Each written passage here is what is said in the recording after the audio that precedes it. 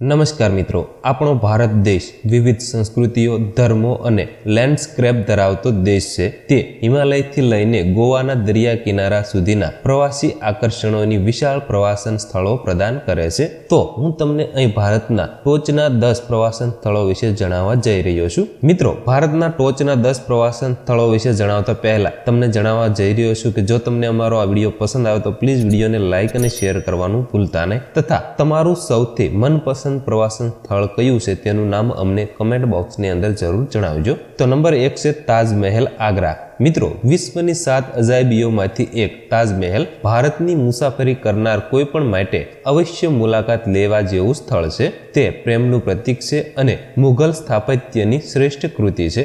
Number 2 Varanasi. મિત્રો, વારાણસી વિશ્વના સૌથી જૂના શહેરોમાંનું એક છે.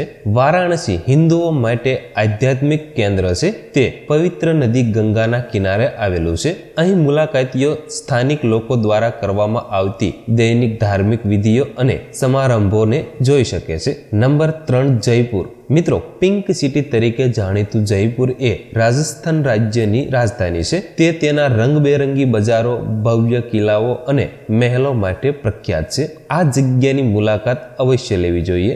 નંબર 4 ગોવા. મિત્રો, ગોવા તેના દરિયા કિનારા, નાઇટ લાઈફ અને સી ફૂડ માટે જાણીતું છે. ગોવા પ્રવાસીઓ માટે એક પ્રિય સ્થળ છે. તે ભારતીય અને પોર્ટુગીઝ સંસ્કૃતિ અને આર્કિટેક્ચરનું અનોખું મિશ્રણ પ્રદાન કરે છે.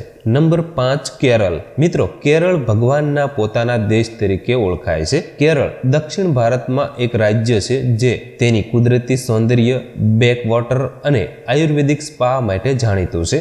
આ રાજ્યમાં અનેક વન્યજીવ અભયારણ્યો અને રાષ્ટ્રીય ઉદ્યાનો આવેલા છે. નંબર 6 દાર્જિલિંગ. મિત્રો, હિમાલયની તળેટીમાં આવેલું દાર્જિલિંગ તેના ચાના બગીચાઓ, પર્વતોના અદ્ભુત દ્રશ્યો અને હિમાલયન રેલવે માટે પ્રખ્યાત છે, જે યુનેસ્કોની વર્લ્ડ હેરિટેજ સાઇટમાં સામેલ કરવામાં આવ્યું છે. નંબર 7 અમૃતસર. મિત્રો, અમૃતસર શીખ ધર્મનું આધ્યાત્મિક અને સાંસ્કૃતિક કેન્દ્ર છે. ત્યાં આવેલું સુવર્ણ મંદિર શીખો માટે સૌથી પવિત્ર સ્થળમાંનું એક છે. આ જગ્યાની મુલાકાત પણ અવશ્ય લેવી જોઈએ. નંબર 8 ઉદયપુર. મિત્રો, સરોવરનું શહેર તરીકે જાણીતું ઉદયપુર અદ્ભુત મહેલો, બગીચાઓ અને તળાવો સાથેનું રોમેન્ટિક સ્થળ છે, જે ભારતના રાજસ્થાન રાજ્યમાં આવેલું છે. નંબર 9 હમ્પી. મિત્રો, હમ્પી કર્ણાટકમાં આવેલી યુનેસ્કોની વર્લ્ડ હેરિટેજ સાઇટ છે. ત્યાં વિજયનગર સામ્રાજ્યના ખંડેરો આવેલા છે. અહીં ઇતિહાસ અને સ્થાપત્યના ઉત્સાહીઓ માટે આ સ્થળની મુલાકાત અવશ્ય લેવી જોઈએ. નંબર 10 દિલ્હી. મિત્રો, દિલ્હી ભારતની રાજધાની છે.